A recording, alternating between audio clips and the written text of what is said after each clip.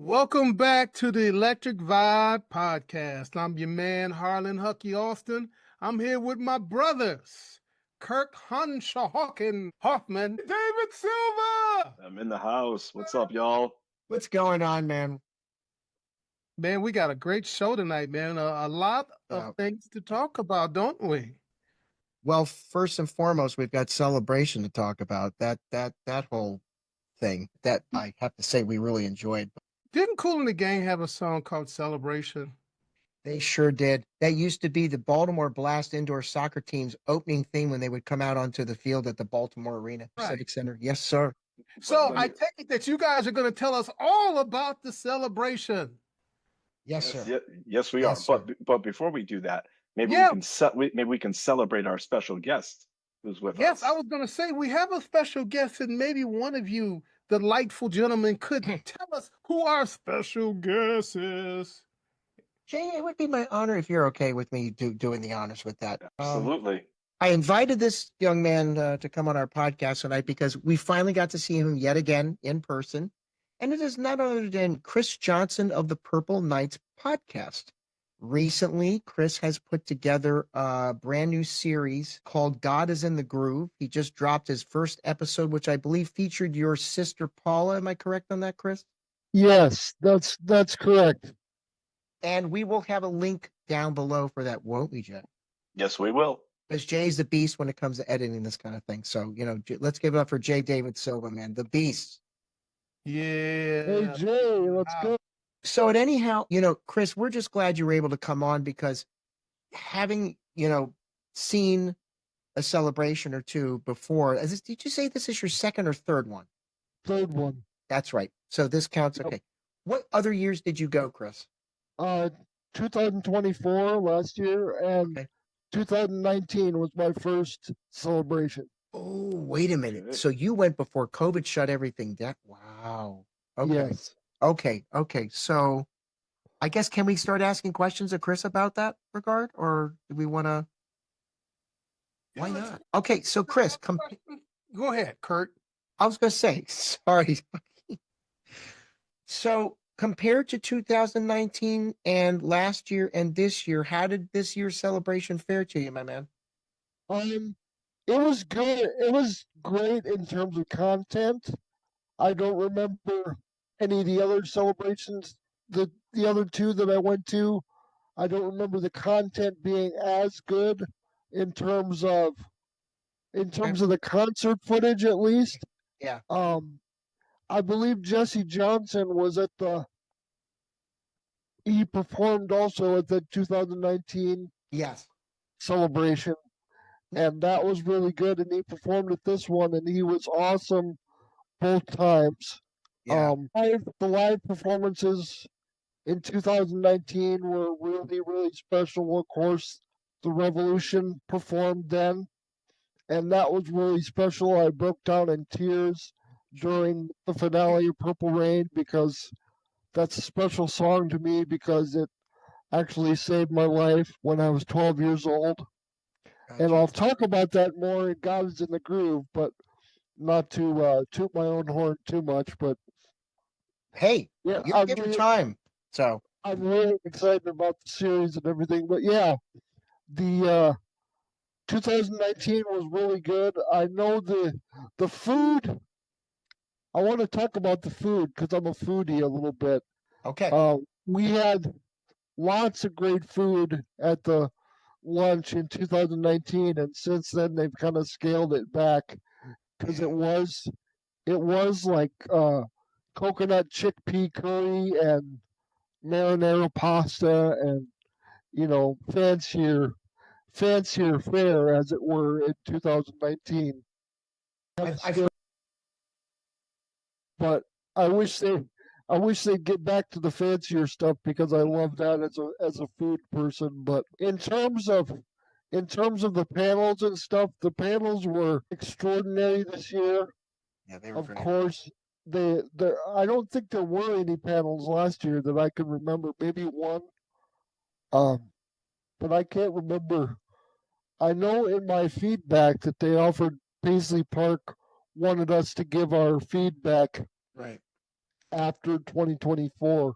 And a big thing for me was more discussion panels because I really enjoy those. And so I'm glad that they were able to do, three major ones this year with Doug Henders and Laura LaPuma. Yeah, that was a And great panel, and moderated by none other than Bobby Z. yep, and then the family also moderated by Great. Bob, and then the Vault and Future Plans panel at the Lofton Hotel. The panels were great. You know what, and Jay, I think Jay and I actually had spent time with Charles Chaz Smith and his wife Victoria down in their home. They were about 40 minutes away from where we were during that panel discussion, and I knew you were going to be there, so you'll probably want to fill in any gaps that we've heard. I know people have talked about, a lot of people particularly were keen on that portion of the panel discussions because it was going to talk about the future of what they were new releases and what have Right. you. So what can you tell us that you gathered about that? Well, I was actually 20 minutes late, but from what I gather, I really didn't miss much in the first 20 minutes. But they talked about the most important thing they talked about was to me was frequency of releases. Londell phrased it as a cadence of releases that they want to get down to a regular release schedule that the people can rely on and depend on things coming out relatively smoothly. They talked about that. They talked a lot about, or they alluded to next year quite a bit because next year is going to be the 10th anniversary of Prince's passing. Yeah.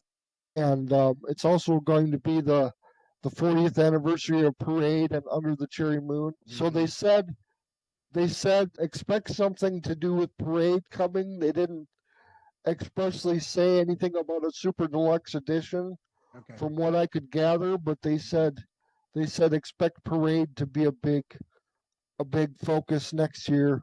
They said that the next release coming up this year was going to be not necessarily a super deluxe because they said that they kind of alluded that super deluxes were they were going to start to transition from those and start to do more cost effective packages that more people can afford. I got you. As opposed to the real super deluxe packages that were priced, for hardcore fans that want to shell out the money and audiophiles and stuff like that. They're good packages, but they weren't cheap. So No, they weren't. they're trying to scale things back with the packages and offer different variations of the package, like they've done before. But I think they're really trying to emphasize that. And this year is going to be a remastered and expanded version of Around the World in a Day since it's 40 years. Yep.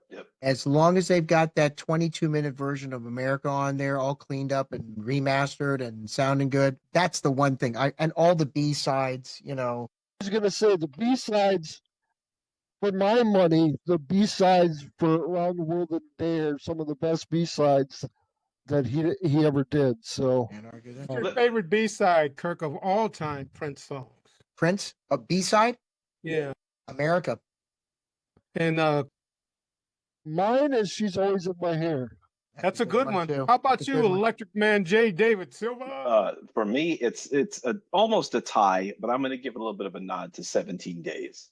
There you go, Jay. Man, you're on the same page. 17 days. That's I do love that. That is it. You know what I like to do, fellas? I just want to take a step back very quickly because I'm sure that the majority of our listeners and viewers know what Celebration is. But I kind of want to just set the table and lay a foundation for Prince Celebration 2025. And I'm sure that 2025 is in the same vein as other years where it really is a celebration of Prince's life, of his legacy, of his music, his artistry, and his being an iconic figure. But what I really take away from Celebration is that it is just an amalgamation of people coming together for a common cause. It's a sense of love, it's a sense of community, it's a sense of spirit, all driven around Prince and associated artists. And I know that we're going to be talking about a variety of things, but for every event that we went to, whether it was on site or Mhm. at Paisley Park or off site.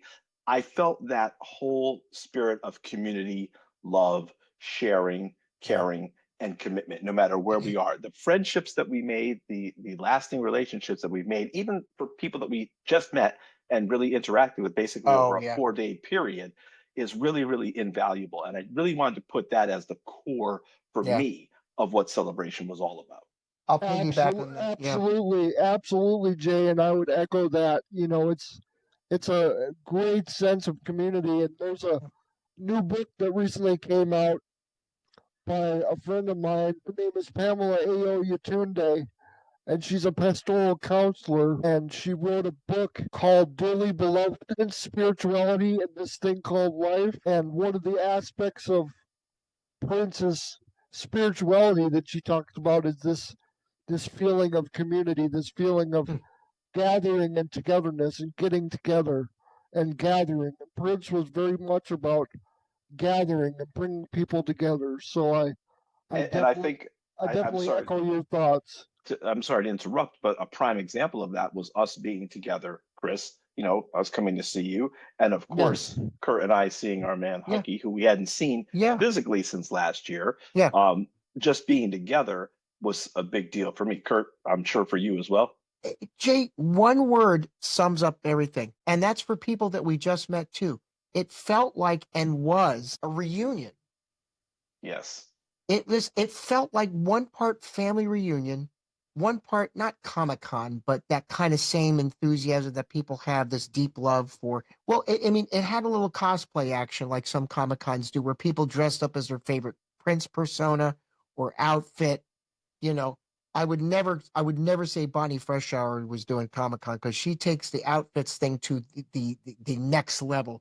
She embodies those outfits and she makes those things by hand. I want to give a shout out personally to Bonnie Freshour, who is like the I don't want to say mascot, but you know where I'm going with that. She's like our Yes. spirit, and She's like the representative. the right? hype.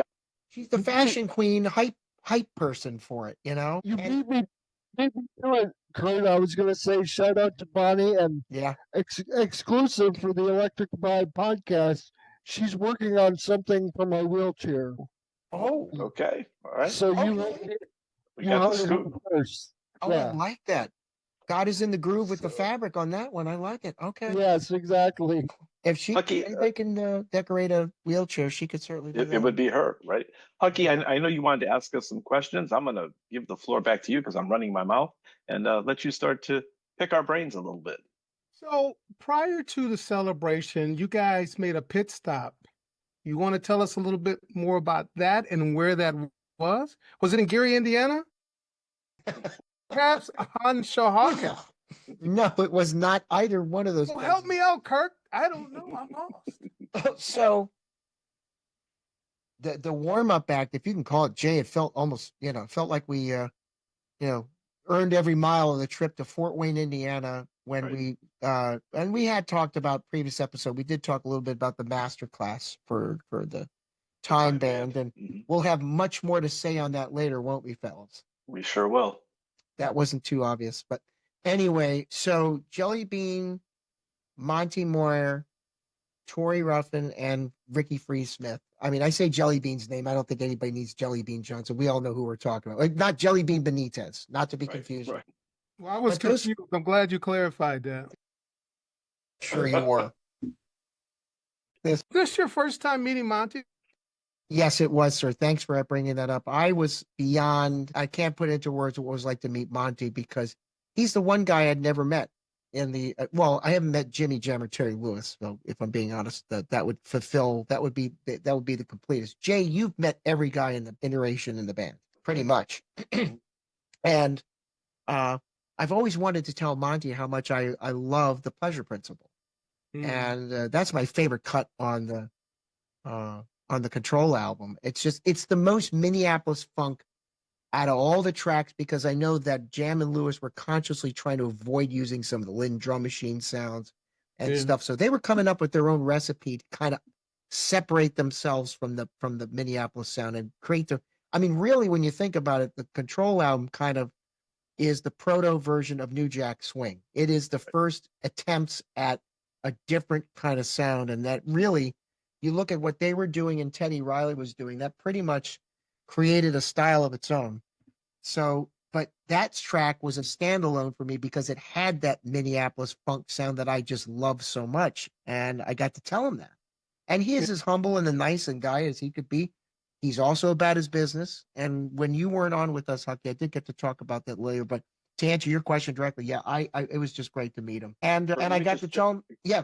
I'm sorry if I could just jump in just for a minute because that was our pit stop. But again, there's that common thread of community, friendship, and love. We got this. We had dinner with the band. We had breakfast with the band. We traveled with the band, and there was and they've been wonderful to us for 20 something years to me and my family. And a quick side note: I hadn't seen Monty probably in 6 or 7 years since last time, and I've seen him, we hung out a bunch of times. We've had dinner before, but I literally hadn't seen him since he stopped touring with the fellas.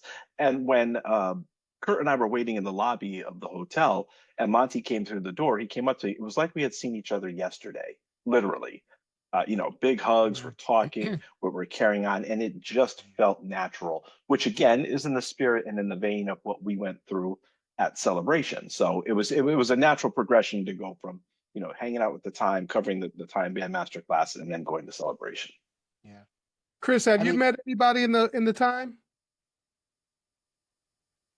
No, I have not actually. I have not yet, but I would love to. It's a goal of mine. I've met so many wonderful people through my podcast, the Purple Nights podcast, and it's been an honor and a privilege, and continues to be, and will continue to be as long as I'm drawing breath and doing the podcast. But no, I have not had the honor or privilege to meet anybody in the Time. That would be a major goal for me, especially Morris and or Jerome. Jerome, to me, is an absolute legend. He's, as Bobby Z said at Celebration, he's one of the best sidekicks, sidemen in history. So yeah, all those guys, I love those guys, and I gotta echo what Kurt said about the Pleasure Principle. It's probably my favorite song in Janet's catalog, and that's saying a lot because I love a lot of Janet's music. But Pleasure Principle is just that signature Minneapolis sound all over the place. So yeah, definitely. Yeah. Hearing Monty play that, and actually, Kurt, do you want to talk about just very briefly what the masterclass was? So it basically, you had, I guess, about what, Jay, 8 songs or so? Yeah. 8 or 10 songs. You basically got a concert and a TED Talk combined because it was like you had a breakdown and lecture. One friend of ours quipped, and I think you know who I'm talking to, said, oh, basically what they say, this is what Prince did. This is how Prince did it. It's like, yeah, but they're showing how everything was broken down. And the one takeaway for the masterclass was that spaces and silences were crucial, so that every instrumental part had its space that could be heard, so that if somebody else were to join you on stage, they had a hole they could fit into instrumentally. There was a clear separation of parts. It's what St. Paul called in an interview parts playing. You had a part, you stuck to that part, and you did. It was less is more. The other thing to couple with that is less is more. Don't play tuning. And Ricky will tell you this. He's told this story a bunch of times. When they toured in 2004 and did some select dates, I think it was like 15 or 16 shows for the Musicology 2000 Forever Tour. There was a sound check that Freeze was doing. And he tells this story in the masterclass where he's playing, I think they're doing 777 9311, and he's playing that, but he's throwing in a bunch of extra ghost notes and some extra fancier percussion stuff. And all of a sudden he hears his bass turned way up like he's doing it solo, because Prince wanted to highlight and feature what he was doing to hear if in fact confirm what he knew was true. That afterwards that they were finished sound check, Prince comes up to him and says, why are you playing so many ghost notes? He says, keep it simple, because when you're playing in a huge arena, so Prince knew the whole holistic thing about how to perform it in a huge arena. If you're playing all these fancy ghost notes, it gets muddied in an arena. You can't hear it. There's no clarity. If Mm. you play it more simply, no fancy extra grace notes or ghost notes, it's going to be heard much easier and clearer in a big arena. And the other guys on stage will in turn also be able to hear you. And that was an echo throughout the whole master class. Did Jelly Bean agree with you on that? And if so, what do you think he had to say about it? He agreed. He definitely agreed. But very revealing about Jelly Bean was, and I said this on a previous episode, so sorry for the retread, but this is worth repeating, is that, and you saw this when we watched Morris Day and the Time do their thing. Now watching them in action in practice, now that we've had what their perspective on playing is and what the formula, how they interpret the recipe for Minneapolis funk, I really tuned into what, like, when we were on Tori's side of the stage, I could hear his guitar part because his PA was really cranked up, wasn't it, Jay? Yes. I think we heard it more. And actually, I mentioned that to Freeze. Yeah, I mentioned that to Freeze, actually. Yeah, it was kind of cranked up on everybody's thing. So, but I heard his guitar part on Jungle Love.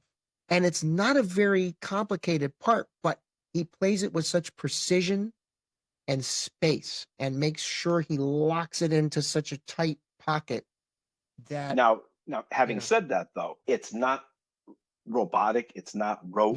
It's still funky. It is still funky. Yeah. There's still a human element. But when you back to what you asked about Jelly Bean, would Jelly Bean agree with that? I think absolutely. He knows. So how can you say that? Parts of play. It's a different part of my brain. Different part of my brain, man. Different part of my brain. Well, the funny thing is, Jelly Bean had the honor of playing two out of the three bands. So in the family, it's Celebration. So he was playing guitar with the family. It was Kirk Johnson on drums for that set list, Huck.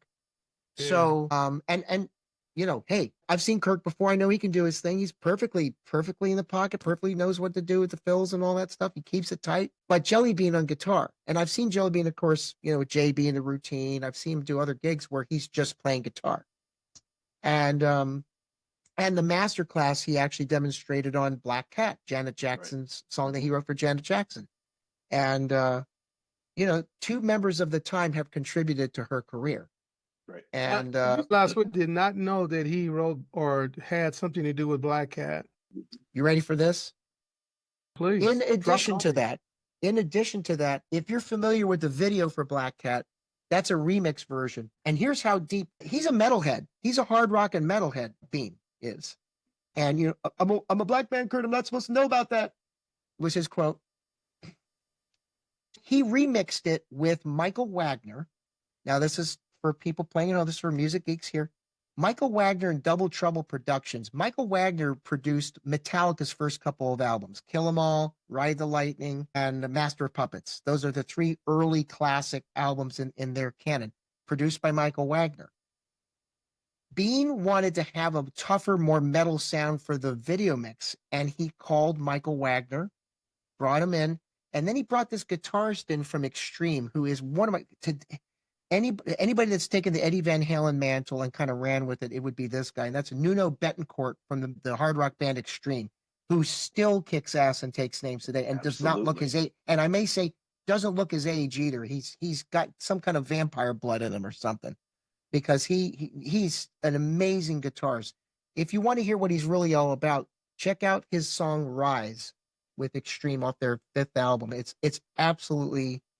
The guy's still reinventing how to play the guitar, but he hired him to do the overdubs for this more metal version of Black Cat, and they re-recorded it at Frank Zappa's studios, to which Bean said, I'm a black man, Kurt. I'm not supposed to know about Frank Zappa again. And I'm like, dude, I'm sorry, and what we'll be able to do one last point, Jay, sorry. One last point was, he worships Jimi Hendrix, Bean does.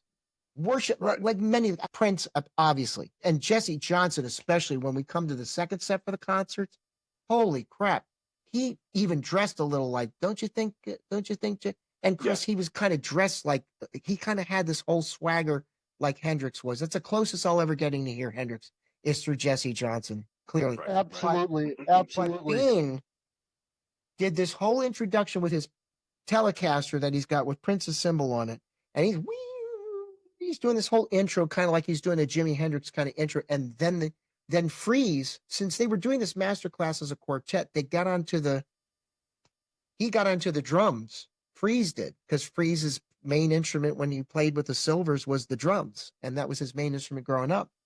And they did a rendition of Black Cat because there's a quartet as opposed to an extra keyboardist or what have you, like in the time.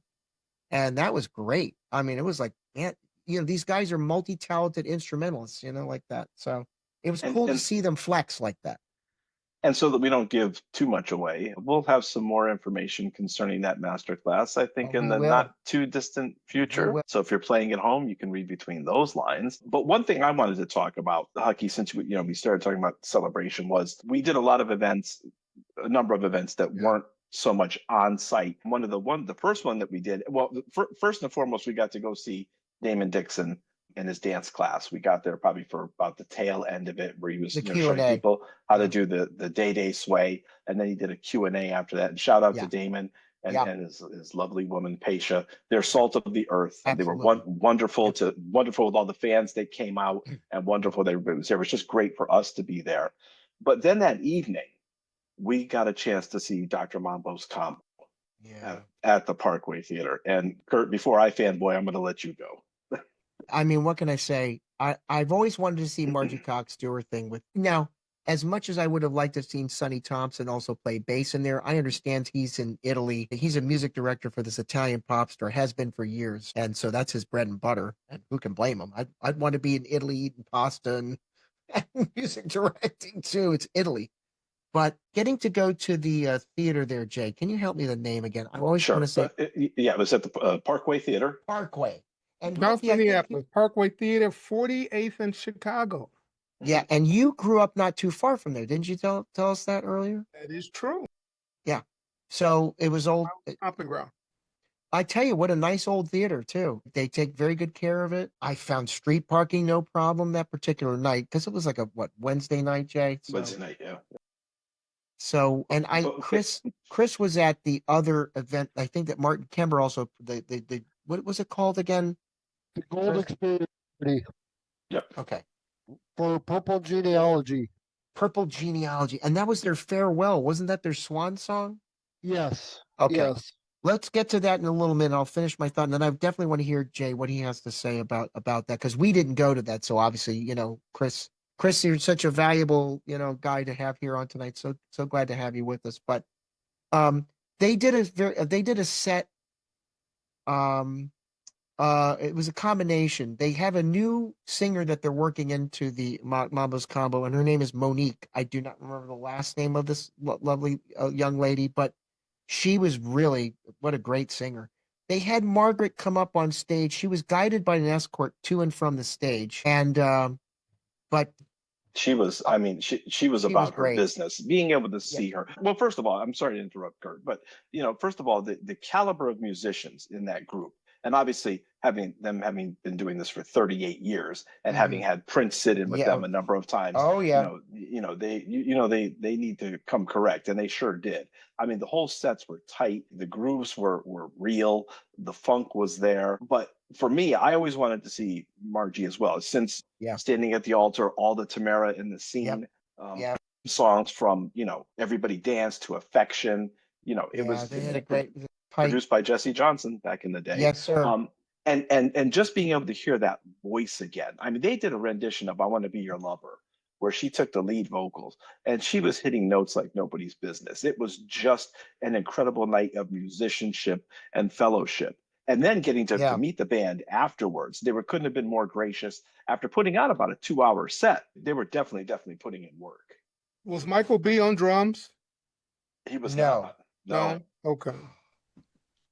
No, Michael's not involved this time, and I do not remember. Oh boy! It's been a long week. I'm sure we'll maybe put that in the comments or what have you, who the actual lineup was. I will say that the gentleman who played keyboards, who reached out to our new email, and maybe Jay will talk a little bit more about that. If anybody wants to email us any questions or anything or suggestions for guests, we have a brand new Gmail account. Mm-hmm. Isn't that the electricvibe3 at Gmail?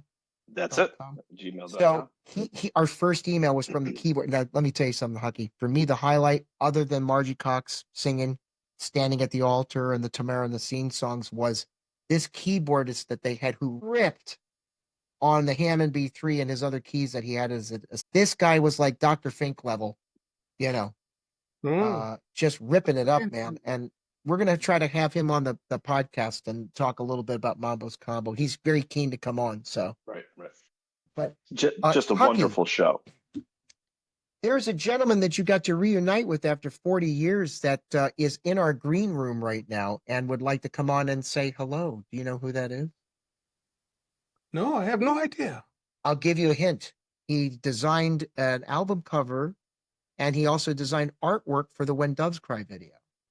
Would it be Doug Henders? It may very well be. So we're going to bring him on in. Doug has been gracious enough to give us his time. We'll give him a second to warm up in here. There he is, ladies and gentlemen, and he's on mute. Let's see if we can unmute Doug. There you go. Hey, Doug, how you doing? Good. Oh, you got your guitar. You said you might bring that on. Okay. What a nice looking young lad there. Playing a little Prince song before I came on here. Yeah. I feel so privileged. I get a chance to see you like 2 times within the last 7 days.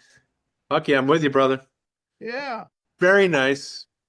I have one question for you before we get started. How do you keep such a wonderful looking full head of hair? You see, mine's been gone for a long time. Hair Club for Men. You look good, brother. You look good. Thank you. Yeah. Well, I got to say, if you don't mind me interjecting here, because I'm always running my mouth. But so right before the panel started on Friday, we had a lunch break after we listened to all this unreleased music, right? We had a break, right, Jay? Right. And Jay, we were each other's wingmen. So you stood in line for the food trucks, which took a fair amount of time to get your food for that. Right. And I put my sport coat and stuff down at this table. Little do I know that Doug is right there at the tables, looking right in front there. And I noticed that he has a laminate badge on it. It says talent. And I just recently friended your Facebook page, Doug. And I'm like, wait a minute, is that okay? I said, hey, are you Doug? He says, yeah. So we started chatting and what have you, and just got on like a house on fire.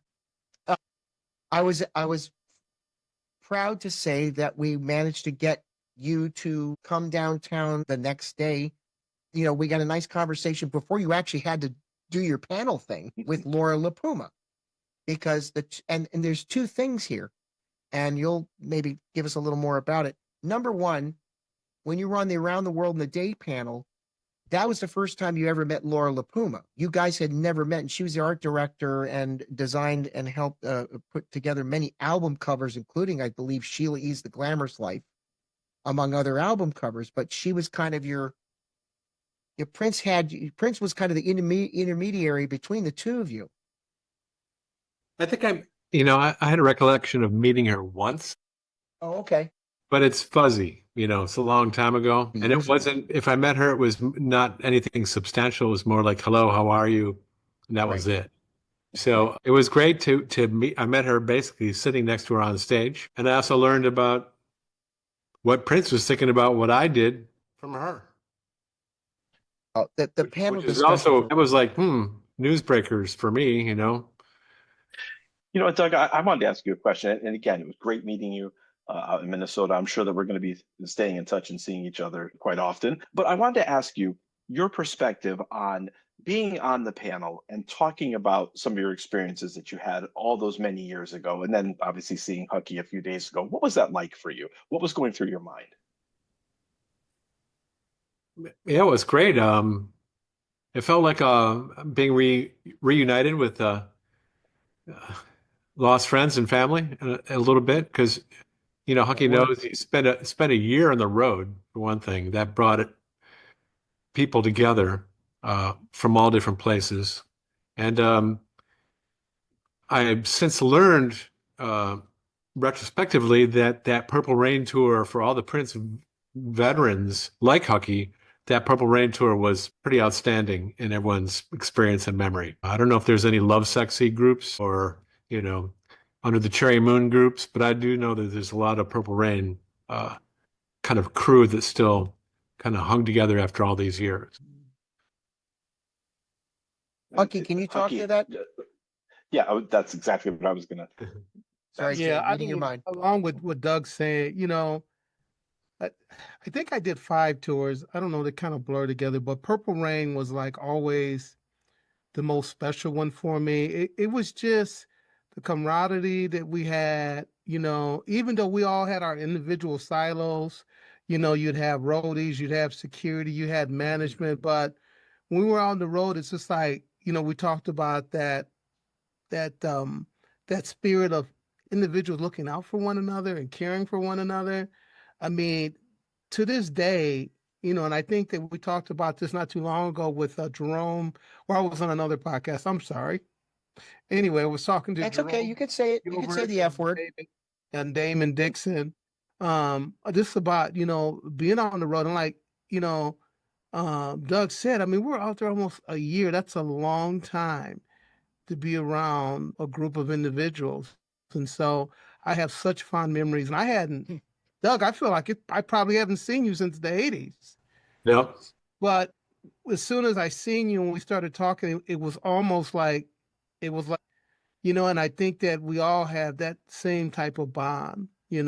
I light up when I think about these folks that I work with, very special people.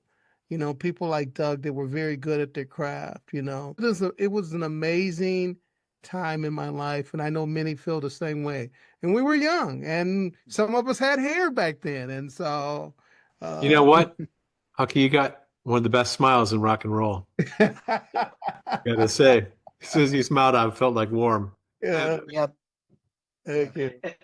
And Hucky, hearing you say that, it kind of harkens back to something we said earlier in the podcast. That sense of community, that sense of kinship, that sense of bonding. So you had that in your relationships, and then it just basically transposes itself into the community, because that's a lot of what we felt, and that's a lot of what the spirit was at Celebration. So I find it very, very interesting that, ain't nothing changed but the date. Yeah. Right.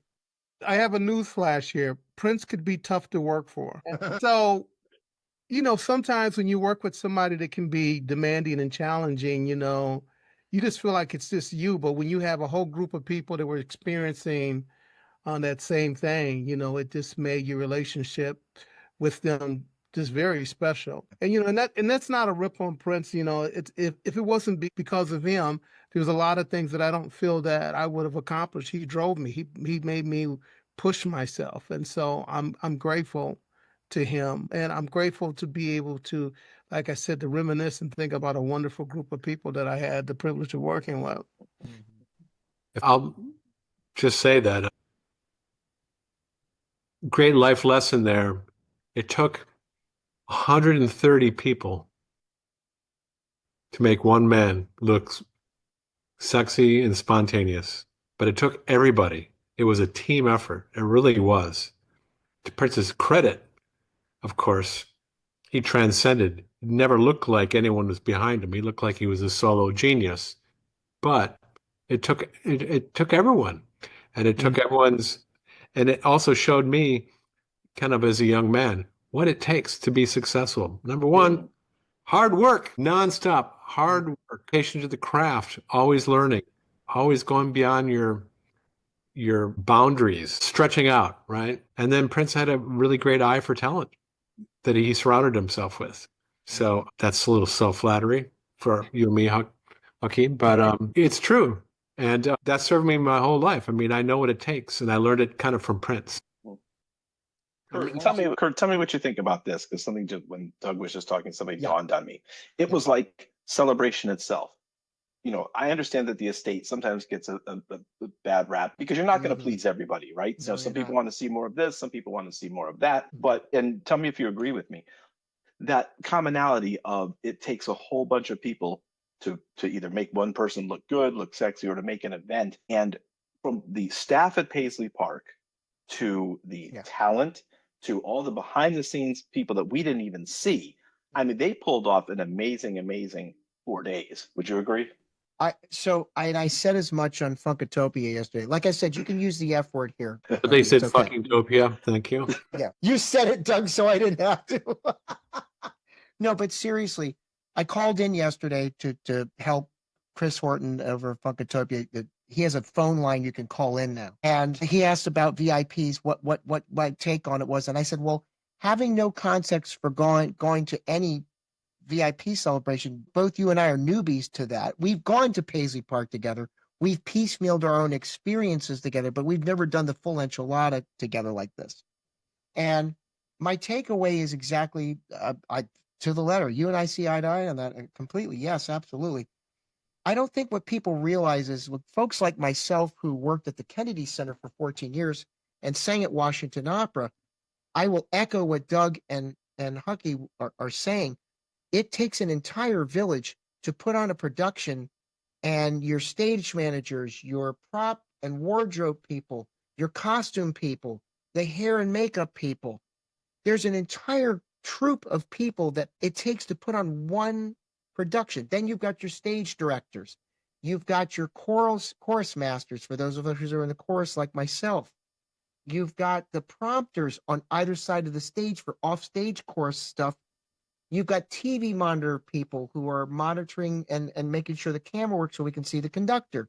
You've got the conductor, you've got the orchestra, you've got all these different things going on. It's not Jell-O instant pudding. You just don't put it in a bowl, add a cup of milk, and stir it. It takes all these nuanced ingredients to make the engine run. So absolutely, absolutely. I laud and praise them. I said to Chris, I said the security staff was warm and friendly, inviting. Yep. The staff was warm. The folks serving us the cheesecake and the coffee drinks at the lounge, at the MPG lounge. Just everybody was on their A game when it came to customer service.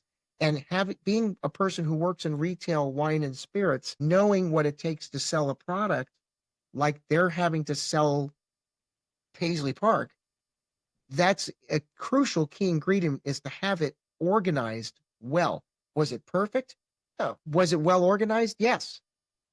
And I think that having said that, it enhances the entire experience, because absolutely. having the quote unquote warm and fuzzies, or that type of professionalism, just enhances when we got to the panel discussions, right? Because then you can sit down, you can relax, you can listen to what the guests are saying, and then it translates into when the talent comes on and they do the concert. So everything being as buttoned up as it was. And Kurt, to your point, right? Nothing's ever perfect, right? Nope. Sometimes the lines are long, but with thousands of people there, you kind of got to expect that. But with the way that the estate and the staff there handled their business, I just have to give kudos, because they were such an integral part of making this whole 4 or 5 days such a success. I will give Londell McMillan and Charles Spicer their props. I got to talk to Charles. I did not even get to meet Londell, but if I had the honor and privilege, and I know they watch everybody's podcast, they watch like a hawk. They do. So don't get it twisted. Make no mistake. They are watching what we're doing, and more importantly, they're listening. So, because initially this celebration, I was very hesitant to want to buy tickets for this, as were you, because it was going to be this Purple Rain 2.0, which they initially advertised it as such. And Chris, I don't know your thoughts on this, but I was like, I don't know if I want a Purple Rain 2.0. It's Around the World in the Day is a pivotal moment in Prince's artistic history. And honestly, if I'm being honest, I feel like it's still an underrated album, because you're coming off of this juggernaut. How can you top? You really can't top a juggernaut like Purple Rain. So what do? You go left. You take a left turn like Prince did and said, okay, I'm going to level the playing field. I'm going to do what I want now. Now I've reached the top of the pop milieu, the oeuvre, Pinnacle, and I'm gonna do what the hell I want to do. I'd rather have that celebrated, because he's an independent art. No matter that he's signed to, I'm sorry guys, no matter that he's signed to Warner Brothers Records or not, he was always an indie artist in his own right. He did what he wanted to do. Well, first of all, before I get to the theme of celebration and all that, I want to echo Jay's thoughts and Kurt's thoughts about the staff. And for me, it's a little different. I have a little different perspective, because I'm I have cerebral palsy and I'm disabled in a wheelchair. And I've got to say that there's no classier, kinder, more professional group of people that I've worked with and that have worked with me than the people at Paisley Park. Yeah.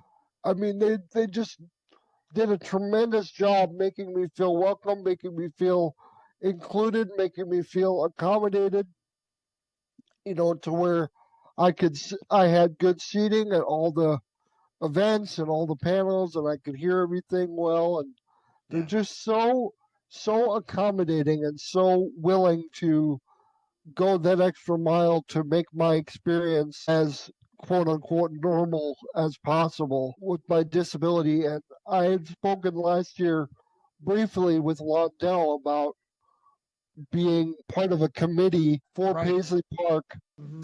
about disability and access for disabled fans. And I hope that that comes to fruition because they already stepped it up from last year. They did a tremendous job this year, and I could not have felt more welcome and more supported. So I'd just like to acknowledge that Sure. and thank Londell and Charles and everybody at the at Celebration, the Paisley Park staff, the staff at People's Organic who catered the meals. Uh, everybody was just tremendous. And also, I'd like to say hello to Doug because I didn't say hello when he first popped on. So, hi, Doug. How you doing? Hey, Chris. Nice to see you.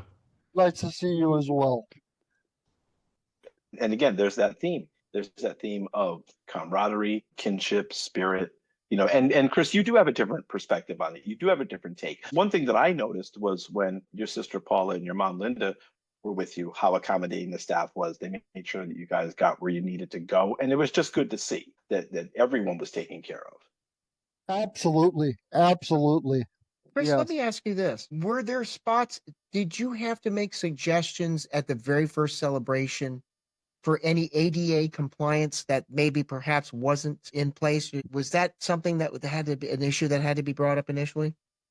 I did not at the first celebration I attended in 2019. I did not, but last year it became sort of an issue. And yeah, there were shout out to several women who stepped up. I know Francine Amato was one of them. She's a Facebook friend and she's a real good friend in person that stood up for me and, immediately called attention to the staff and the things that were going on because I know one of the things was I was standing in line getting sunburned on my forehead last year and these women they didn't like the idea of me standing getting sunburned, in this long line. So they called the staff, and the staff allowed me to cut to the front of the line. And I don't want to sound like like I'm totally entitled or anything like that. But it was just, it's nice to be acknowledged and be appreciated and be included in that way to where it was a good experience, a positive experience, and I felt really included and really seen. The most important thing is that I was seen. Right. That's our greatest value. That's what we stand. That's what we're supposed to stand for. Yes. Americans, but I'll just stop it right there. But that's okay. our values. That people, they talk the talk, they don't always walk the walk. But I'm glad they saw that, and smart people, a whole staff. They were very alert and very sensitive. And I'm just going to add the people. I hadn't been to Paisley Park before, so Cool. And I found my work all over the museum, and I hadn't seen it for 40 years. Yeah.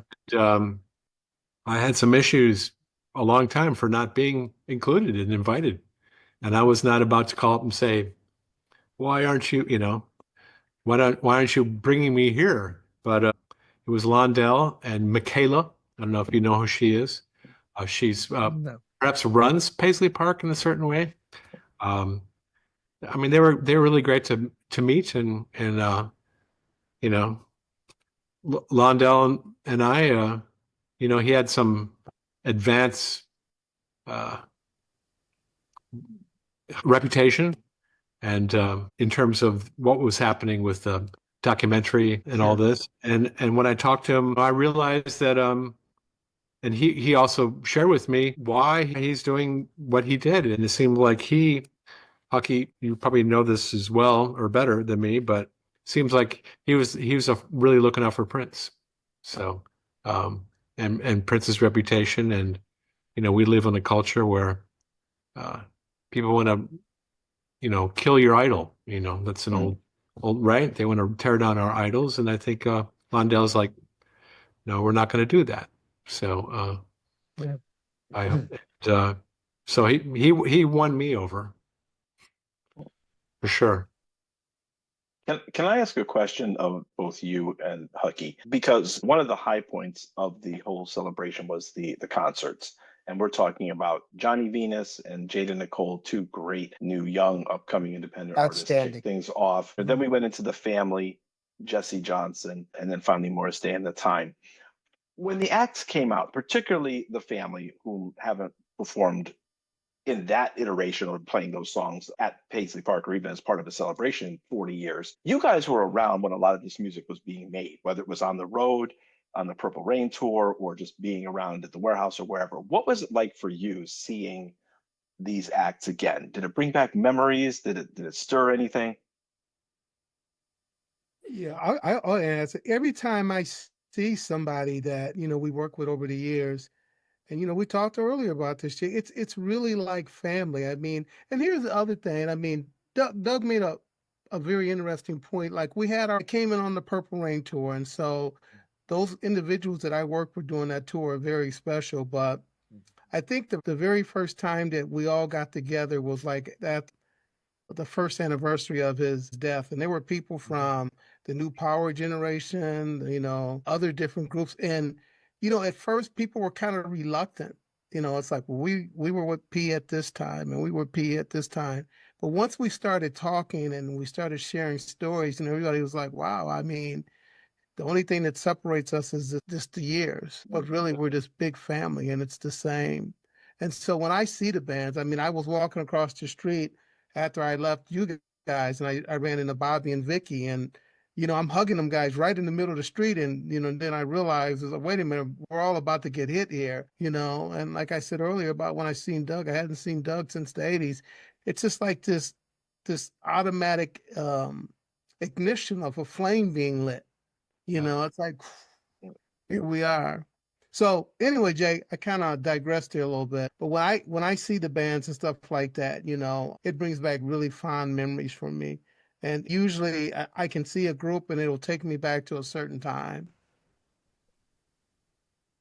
Yeah, well, I had an interesting relationship with, I didn't know the family, but I got to know Susanna a little bit. And yeah, we all know how talented and beautiful she was, um, and we knew she was going to go places, and then we and Prince was like, I didn't know about their relationship, so I didn't know. I was on the outside of a lot of the inside gossip. I wasn't interested. I was like an artist. I was trying to do my job. I was trying to keep up. There was so much work to do. I was just I was just trying to fulfill what I had to do. And grateful for the opportunity. I was having a good time. Hockey knows these arenas. Well, for one thing, it was filled with, 20,000 people in their underwear right there. It's like, oh my gosh, right? And when Prince from Let's Go Crazy was the opening song from Purple Rain tour, and dearly beloved, we are gathered here. And every house we were in, just literally, the stadiums would shake. It was just incredible energy. So I've never experienced anything like that or since that time. But the other night at Paisley Park, seeing some of those performances, I was just struck how these musicians had matured, how they've become masters of their. I mean, Jelly Bean Johnson shredding that guitar with the family. I'm like, Jelly, I'm in this fan club. I want to see more Jelly Bean Johnson. I just hadn't, Yeah. it's been a while. So just as an example, and being on stage, with Bobby Z.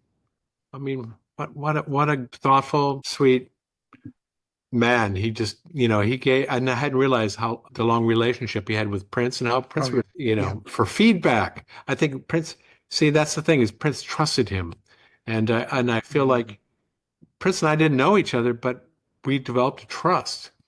And I didn't want anything from Prince. And I think a lot of people wanted things from Prince, and that kind of drove him a little bit to put up some walls even more. Everyone wanted to be, of course, wants to be near the star. But I was like, yeah, I was a punk rocker when I came on. A New Waver, Talking Heads, the Ramones. And now I'm on the Prince tour. It's like, wow.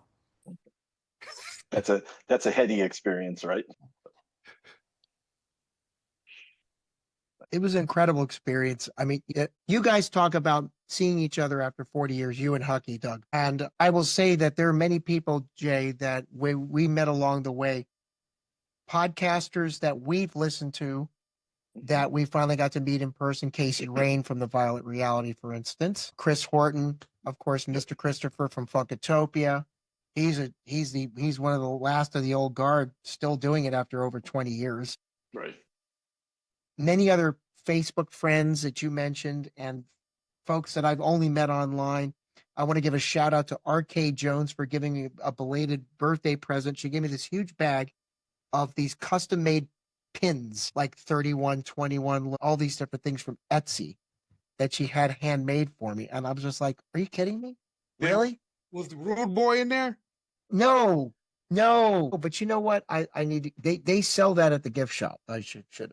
Jay, I think we need to go in and get him a rude boy button. I think so, or several. I don't think I need a rude boy button to demonstrate and illustrate that I'm actually one in real life, Huck. But okay, Cool. Sure. I got some swag ready. There we go.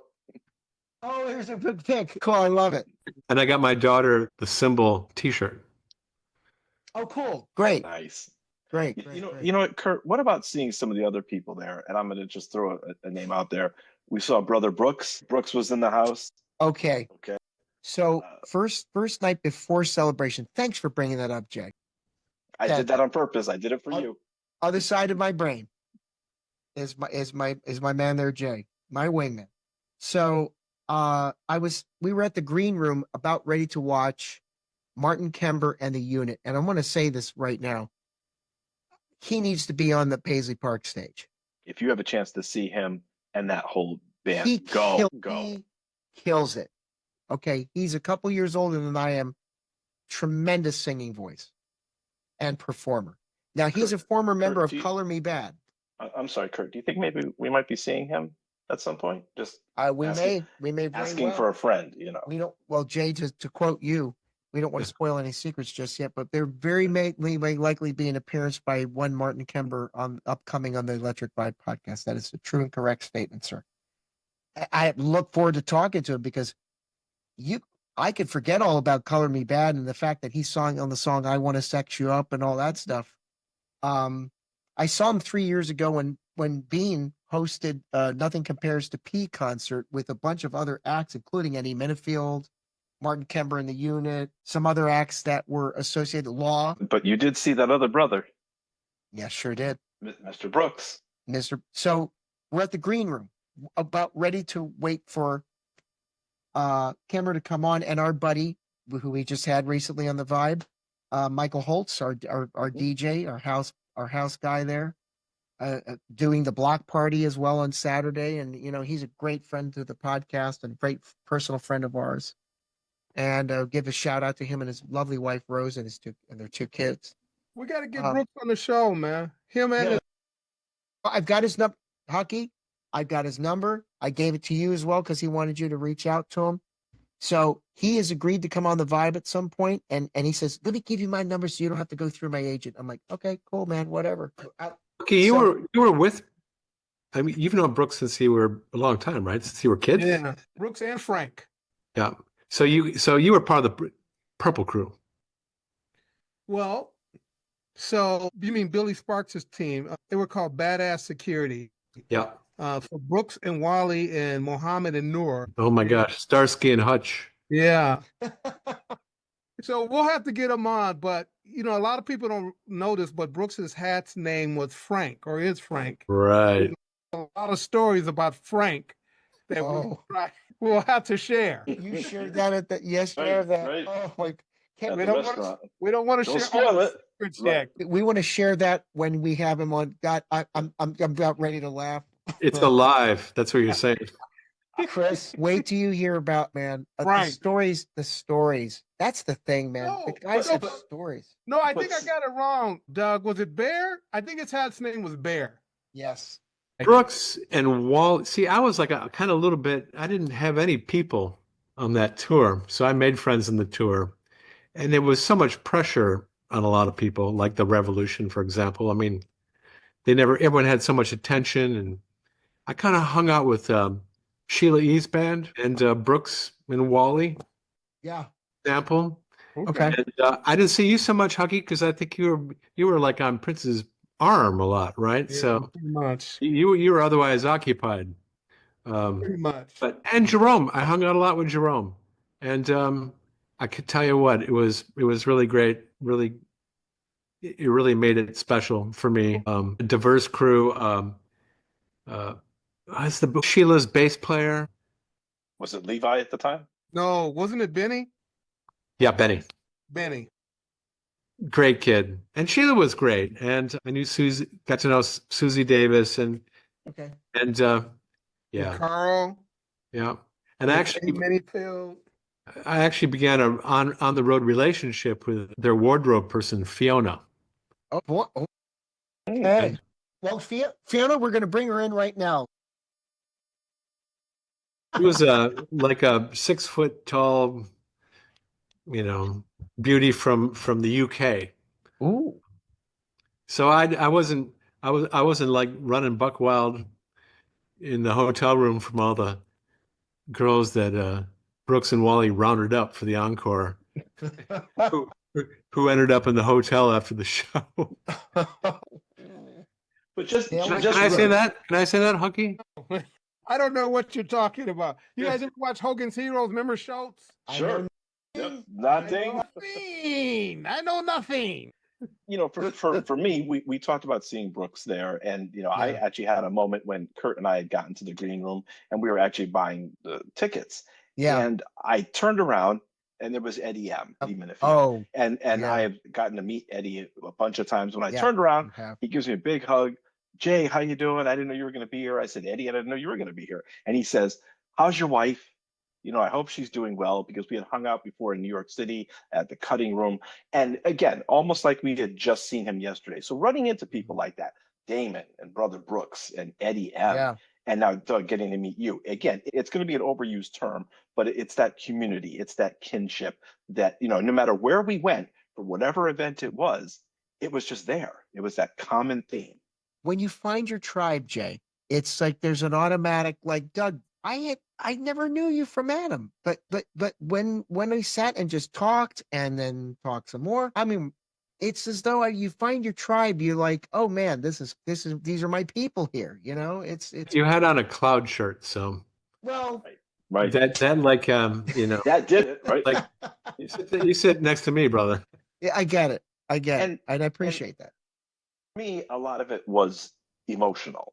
There were certain aspects, and Kurt, God bless you, because you always have my back when my emotions, sir. when I get up in my feels. And through almost every event, even up to the last day, the gospel brunch, and then being taken in to watch that Gold Experience concert, it's very moving, it's very Yeah. emotional, it's very stirring. And there was at one point, and I'll just say it, during the we watched the show from First Avenue rehearsal for the parade tour. Excuse me. And it was at one point where Prince was doing the solo on Purple Rain, and it was just, it was literally that moving. And so what ended up happening, I started tearing up. I started Yes, you crying. did. Yeah. And there's a Whatever. lady next to me who I didn't know, never met her before. Nope. She's rubbing my back, and she goes, "It's still hard." And she was right. It is still hard, but there again was people coming together taking care of each other. And isn't that really what Prince wanted us to do? Take care of each other, take care of his house. You know, he did. I guess he did, but I don't think he even realized. And to emphasize your point, Paul Peterson talks about this a lot. Like, I don't think he ever expected the guys and gals in the family to ever keep in touch the way that they've done for all these decades. Right. They've been Right. best friends for 40 years. Even when Paul split and tried to get a career going with John McClane behind his back and MCA Records and all that, they always kept in touch. Bean has always been big brother to Paul and encouraging everybody in the band, you know, because literally, they are a family. They live up to their name. They all have this family element. And that's this. I don't even think Prince realized what he was going to put together. Right. Really, in a way, that it was going to be that deep and that soulful. Or maybe he did, because let me tell you, it was a very soulful event. I felt a lot. I call this, you know, I came up with the name The Electric Vibe before even Hucky came on the scene. And that's what I feel when I was at this celebration, this electricity, this exchange of energies amongst the people there. There was such positive energy the whole time. We were having fun, cutting up, laughing, caring. People we'd never met, like that couple we met that had all these Prince costumes on, Glenn and Suzanne. They're out there watching this. Yep. You two, they were a good-looking couple, man. They could have been wedding cake toppers. They were so good-looking. And friends for life, you know. Absolutely. Yeah, Glenn hit me up. I have two friends. For life. I have friends I met, Donna and Vincent. They sat next to me across from me in the airplane going down, and Donna sat across from me on the way back. Her husband, unfortunately, had to take a seat all the way to the back. But he was being a good husband. Let's put it that way. He knew where his bread was buttered. Right. And Vince, you know what's up with that. And those are the things. We're going to get together. We'll see them again. As we speak. They live in Bluebell, Pennsylvania. A lot easier to pronounce, Hucky. Bluebell. Easy. Can you say it with me? Blue. Bell. Bell. And those are right. Kurt, those are actually things that I'm going to take with me as well. Absolutely. I'm going to say I had kind of a wild experience I never expected. You know, I hadn't gotten up like on a panel only a few times in my life about different things. So yeah, we were like 90 minutes on that stage. I thoroughly enjoyed it. You know, I was even like cracking some jokes and, you know, feeling a little playful. And after the panel the next day, people came up to me and I posed for so many pictures. I signed so many garments of clothing. And I was like a rock star for about 36 hours. Now I'm a pedestrian again. It was pretty fun. Literally, I probably posed for 25 pictures, snapshots. And I could just really see how Prince touched people. And I was like kind of a vehicle for that. And sorry to interrupt you there. You got the flowers that you most heartily deserve. Literally, like the flowers that are here that they utilize behind you. Artwork. Yes, literally, right? You are so, and we're going to have you back on to have your own very dedicated episode to your background, your lifestyle, your career, and what have you. But you basically were given this handwritten set of notes, instructions to put together what is one of the most iconic album covers Prince ever had. And I rank it right there. For me, the Sign of the Times album and the Around the World Day album covers are just my favorite album covers. Thank you. And the instructions that he gave you to put this together, you pretty much, and I know there's an earlier version that just, you know, when they've revealed recently. Don't give it away, Kurt. No, I won't. I just won't do it. I didn't know about that, by the way. Yeah, that's a big It's a good thing. That was one of the reveals for us, that you had no idea about that. Yeah. But this artwork that you came up with, you basically were given a custom order of what to put in there. And somehow you, being the visionary artist, to assemble where they were going to be positioned in and around the album cover on this complete gatefold. That takes a lot of talent to do that. But you were doing all that while on the Purple Rain tour. I think what people realize is you were painting as you were going on this juggernaut. It was kind of crazy. Right after I got the commission, we did have like a 2-week, maybe a 10-day layover in Minneapolis. Oh. So I got to take pictures of people as potential subjects. Yeah. Like the old woman crying was an ex-girlfriend of mine. But Cool. I thought that I had the advantage of being on the tour. I could use people as subjects that I knew that Prince loved, like his Uncle Earl, for example, Susanna, Sheila. So yeah, and then I put Prince's own image in there half a dozen times too, maybe appealed to his vanity. So that all kind of worked in my favor. But I have to say that I didn't have a grand plan, and I didn't follow his instructions exactly. And he didn't try to change me, or he wasn't looking over my shoulder. He gave me free reign to just create, and that's respect. So and it worked out. As I said previously, the only thing that he changed was Chick was on the cover. You brought that up in the past. An Huge takeaway. interview. Chick had done an interview for a magazine and said some things that really uh, Prince didn't like, and so he said airbrush Chick off the album, and I think I cried just inside because I thought, I mean, Chick was very good with me, so I liked him a lot, and Doug, You know I what's just cool? realized this now, and I have a million questions to ask you about the album cover, so I'll have to say that. But do you remember Connie Guzman, yeah, Sheila's assistant and Gilbert's wife? Was she on the album cover? Because me and Mark and a bunch of other people had this debate said, I know that's Connie. I know that's Connie. no, but there is resemblances. Like Yeah. I thought the face that I did for When Doves Cry was Stevie Nicks, Mm. and honestly, well, I had started to disappoint, but it's not Stevie Nicks, and it was kind of basically, and I didn't design it as such, but he came a stand-in for kind of a muse that Prince saw as a mirror in some ways. You couldn't design it; it just kind of happened through.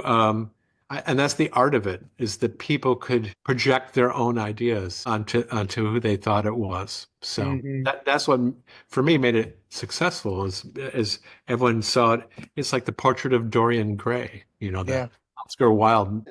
And I've gotta chime in here real quick if I Yes, can. Chris. Yes. To me, Doug Henders is a rock star for the simple fact that I've been a Prince fan since I was 3 years old. We're talking Little Red Corvette on the radio, '83.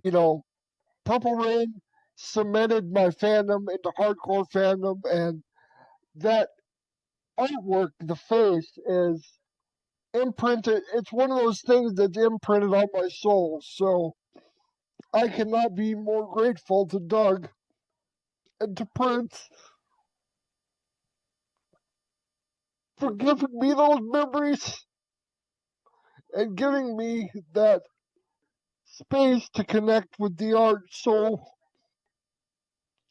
fully and so completely. We hear you, brother. We hear you. Thank you. And quite frankly, just before I turn it over to Hucky, without Celebration and without Prince, we wouldn't be doing what we're doing right now. Yep. We wouldn't be having this wonderful conversation, Yep. this sense of camaraderie, and quite frankly, I'll say it, love between all of us. And if there's anything that I took away from Celebration, that was it. Okay. Well, 100%. what a great show. You know what, Doug and Chris, I want to thank you so much for joining us this evening. And Chris, it was cool, man, and to be able to meet you for the first time. And I really appreciate your sincerity, man, about what you have to say about, Prince and Doug. And it really moved me, man. So thank you so much. Doug, it's just been, oh my God, to see you again, man, after all these years. It just really warms my heart, man. And I certainly plan on staying in touch with you. And then to my brothers, it was good seeing you guys a whole year later. Yes, sir. Hey, Kirk, man, you got to show that picture I was looking for. I mean, we should show that to our audience. The three amigos. Oh, Put it in there. it's on It'll our be in. Facebook page. They can see Yes, it on our Yep. Facebook page. and it'll be in post production on this episode. Absolutely. So when we depart, you guys, and we will go first, Doug and Chris. We always have a kind of a little saying that we say, and I'll go ahead and I'll start us off. A lot going on in the world today. We see a lot of craziness and a lot of division. I just say, hey, let's try to be kind and good to one another. Kurt? Hucky, this again, it was great seeing everybody in person, and like I said, I the needle is in the arm, and that sounds terrible, like I'm a drug addict or something, but it's like the purple energy is like this super concentrated awesomeness, and I just don't ever want to lose that in my life, nor do I want to lose contact with everybody in this panel discussion today.